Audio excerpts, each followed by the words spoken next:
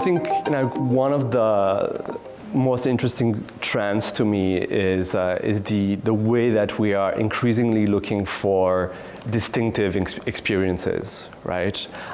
More and more we are looking for experiences that we can share with other people, like experiences that help us tell a story about ourselves.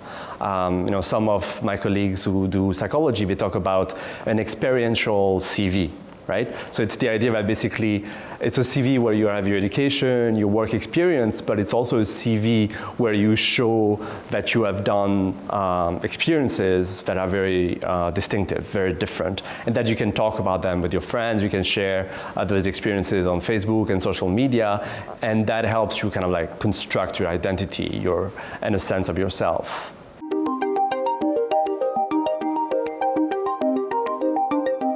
And then, the second part of it is that those types of leisure pursuits, they end up being a little bit like subcultures, right?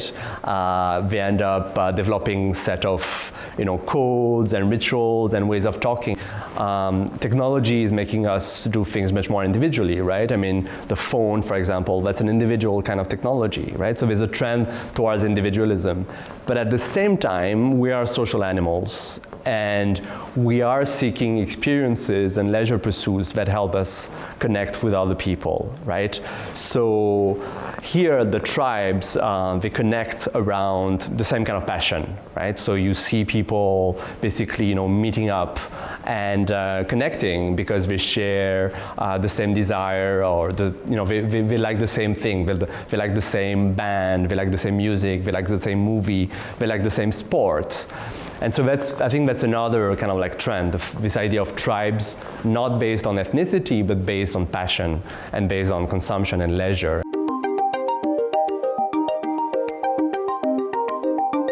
The fact that we do all kinds of different things, we engage in all kinds of different experiences, and that contributes to that idea of things being really kind of like frenetic. Given that kind of like social acceleration, people have created what sociologists called oases of deceleration, right? So these are times and activities that help you kind of slow down. So spaces where people kind of go back to rejuvenate, slow down, get in touch with their body again, to be able to again have, when they step out, a very kind of like active lifestyle. Right? So I think that's definitely a major trend.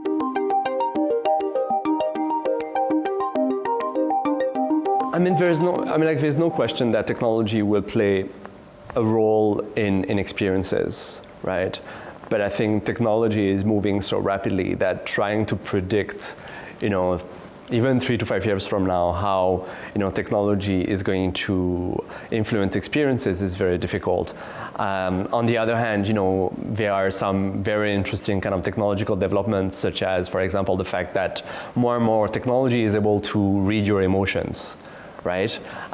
So, for example, today, using the film footage that we have here, we would be able to use a computer to basically identify which emotions did I go through as I went through this interview, right? Was I nervous? Was I happy?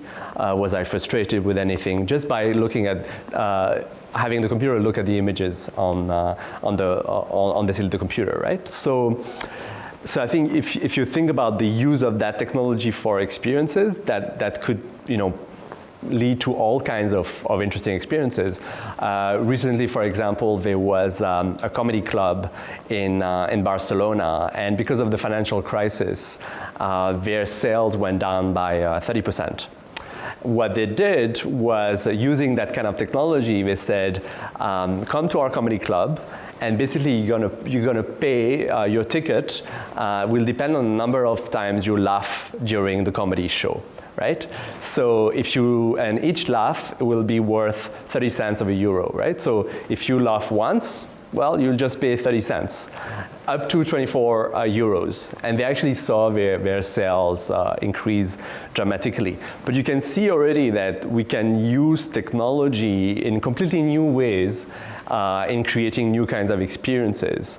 So I think like that technology, being able to tell whether your consumers are happy or frustrated, will change the way that we do experiential marketing for sure in the next 3-4 years. Beyond that is very difficult just because technology is going to change so rapidly.